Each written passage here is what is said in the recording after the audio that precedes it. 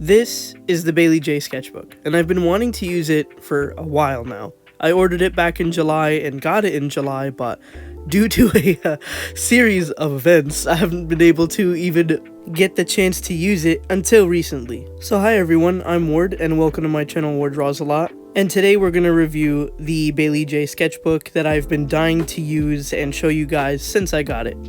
As you could tell, this is the witch design one. She's come out with a bunch of different ones, some with mushrooms and daisies, but this one is the witch hat design that is embroidered on cloth around the sketchbook, and it looks really beautiful. I like it. The inside has this cute pattern of like the flowers that are on the witch hat as well to kind of keep a nice theme going on. This paper is the white paper. It comes in white or cream colored, but I personally like white paper. But I did get a cream colored one with the mushrooms on it as well, so that's just for me to try one day. The paper is pretty smooth. It has like a slight texture to it, just like the smallest texture, and I'm guessing that's to help grip with color pencils. But personally, I like the smooth paper because I primarily am a marker artist, so it's great for me. This little insert also comes with the sketchbook to tell you that it's like heavy cardstock. It lays flat when opened, and some of the other stuff that I had just mentioned as well. She also has like a description of the sketchbook on her website, so you could read that as well, but I'm also going to discuss it here in the video. And the price of the sketchbook, by the way, is 35 USD. I don't know what it would be in other currencies, but yeah, that's what I got it for. So with every sketchbook that I use, especially if it's a new one, I go ahead and test out the supplies on it to see how the paper works with my supplies.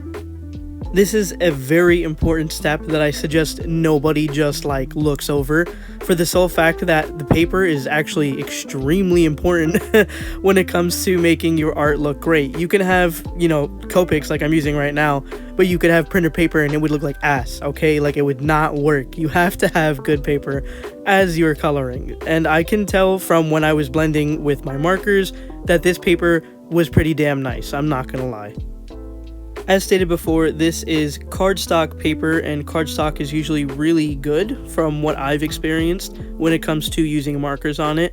This is 200 GSM, which is 74 lib cover and then 135 lib text. I don't know why I said lib instead of pound. It's kind of dumb on my part.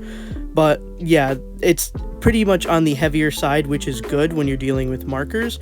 So this way, when you slap down all that ink and you're going back and forth blending, it can work pretty well. And it worked not only well with those Copic markers, but with something called Touch Raven markers, which were like these cheapo markers that I got in a trade-off from a friend, just so like, you know, I could have some kind of marker with me. And they blended well too. I did try and use some Poscas down at the bottom over there, but I always have booty-ass luck with Poscas or any kind of paint pen, so I was like, you know what? I don't even care about that that much. I rarely ever use them because of my bad experience with Poscas. As for bleeding, as you could tell, it did bleed on to the other page. I'm just going to let you know right now, if you're getting into markers, no matter what paper you're using, it's going to bleed on to the next page, except if it's the render sketchbook. But again, I hate the render sketchbook, and it hates me, and you know, it'd be like that sometimes. Not every art supply or book or paper is going to work well with you. So yeah, there's that little tangent. On the next page over here, I decided to use the color pencils and kind of blend them back and forth on the page to see how they would do. Now, this paper does have some kind of tooth to it because it is the white version of the paper. And even though it does have some tooth to it, it's still like ridiculously smooth paper. And when it comes to using color pencils, you're going to want something with some tooth in the paper so the color pencils have something to grip onto. But it did work. It did blend out perfectly fine, and it's good. I personally don't even use that much Prismacolors or color pencils. It's only when I'm feeling like, you know, feeling a little, like taking a little risk on the drawing, you know. But besides that, I'm like, whatever, who cares? When it came to inking, of course, once I put down the ink and then I swiped away, it immediately smudged. So I came back again after 5 minutes to see if it would do better, and it did. but I am extremely impatient when it comes to waiting for ink to dry. So as a result, I'm just going to be coloring first, then inking on top of the art that I do.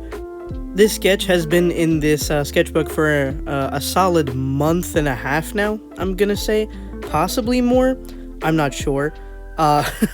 When I did get this sketchbook, I had already started my last sketchbook, so I was like, damn, if I knew that Baylee Jae was gonna have a drop, I would have waited and then started that sketchbook way back then. But it didn't happen that way, so I ended up just like keeping this book for a while, and when I finished my older sketchbook, I started the first page here, and then I got sick, and I'm still sick. I don't know if a lot of you can even tell from my voice, but I'm very, very nasally, and it's not going well. I have something called post-COVID syndrome, y'all, which means that it's gonna be in my system for months anyway. So, besides that point, now that I'm feeling better, I can finally at least color in the drawings that I have already sketched in here that have been sitting there waiting patiently for me. Okay, let's get back to the coloring of this sketchbook. So, keep in mind, this is a sketchbook, not a marker pad, right? Although it has cardstock paper and it works really nice with markers, it doesn't necessarily mean that it is a marker pad, which is why you could do other stuff on this paper, like use color pencils and even paint lightly on it. From what I've read in the website, you could just use light paint. If you use heavy paint, the pages will buckle because although it is heavier paper, it's not the heaviest paper. But I think it would withstand a nice beating to it. Because it is cardstock, I would expect it to blend smoothly, and it did just that. So I was really happy with the fact that the coloring went so smoothly, and it almost reminded me of the Ohuhu sketchbook marker pad thing that I did like 2 years ago. I did the sketchbook, was the Ohuhu marker pad, and till this day it has some of the best paper that I've ever used, and this kind of reminded me of that paper as well. But this paper, I could tell, was much more welcoming for other materials to be used on it. The marker pad was much more specifically for markers, and if I used something else on it, it wouldn't have worked as nicely for me anyway. Maybe other people can like work around that, but this Baylee Jae sketchbook makes me feel like I'm invited in to kind of use other materials on it because of the weight of the paper and the fact that it has some kind of tooth on it. Now, keep in mind that when you lay down color on these pages, and this is, I believe, with like all cardstock that at least I've come across to, but with a good majority of cardstock, when you lay down the marker color, it will appear lighter than it originally is at first, and then it will darken over time. And from what I could tell, that's exactly what happened here. And I think even if you like would scrub through the video, you could tell that it got from really light to like the color that it is now, like the skin tone. Some are like, you see the orange parts, like originally they were really light. They would just look like a kind of wet blob on the paper, and then it kind of colored down to its original color. And that's pretty common, like I said, amongst cardstock. If you are new with markers and coloring in that way though, it might be a little bit of an adjustment for you. But because I've been using cardstock for like a while, I'm pretty used to doing that kind of thing. So that doesn't bother me as much as it might bother other people. But I just wanted to throw that in there as well as an observation that I've made. I think truly one of the greatest parts about the sketchbook is the fact that you could choose between white paper or cream colored paper. And I say this because not everybody necessarily wants to draw on bright white paper. I do, because that's just the look that I like, but I've seen a lot of artists use the tanned or toned colored paper to kind of help give them this kind of look to the art that looks a little bit more rustic or like a different kind of style. I just personally like the really bright white paper, and I feel like it helps the colors pop out more. Now, when it comes to when you buy these papers, the white paper has a slight tooth to it, but the cream paper is apparently extremely smooth. So like this paper right here, even though it has some tooth, is like dummy smooth, like is very smooth paper. So if you're using the cream colored sketchbook, that's even smoother. So I don't know how necessarily something like color pencil would work on that paper, if it would be a little bit more of a fight. because there's no tooth on that paper. So if you're someone who likes to kind of mix media, I suggest the white pages instead of the cream pages, but I got the cream colored one anyway, like I said earlier, just because I want to try it, and it looks like a nice tin, and it would kind of give the art a different look.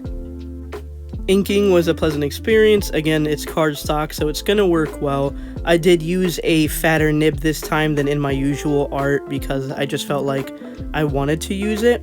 So I used a 0.8 here, and it worked pretty well. And again, I had to do it after I colored because, knowing me, everything would just mix together because I am very impatient when it comes to waiting for ink to dry. I also used this Uniball Signo for like a different texture being brought in. It's kind of like a metallic texture for the piercings on this character, and that went down pretty smoothly as well. It's also a brand new pen, so that probably also helps here. When it came to the white Signo gel pen, because mine is drying out, it was suffering on the paper. I really need to throw it away, but I refuse to do that until it's literally coughing on the table, being like, please get rid of me. So until then, I'm using that white gel pen. As for the subject matter of this character, this is the first time I'm drawing something along the lines like this. If you're new here, I always draw pretty boys, and they're pretty feminine and, you know, soft and pink and all that stuff. So I really wanted to do something different for the first page of my sketchbook to kind of let go of the first sketchbook page anxiety. You know what I'm talking about. Like, you're like, oh, what do I draw on the first page? So I was like, you know what if I just draw completely something out of my league for the first page, because realistically I'm the only one who's going to look into the sketchbook anyway, and like, if I want to have fun and do something different, then why not just do that? After slapping a nice little color in the background, I was really happy with this, and I'm kind of excited to use this sketchbook, and I hope that you guys follow me on that journey to see how it goes. So yeah, thanks for watching, and remember, I love you.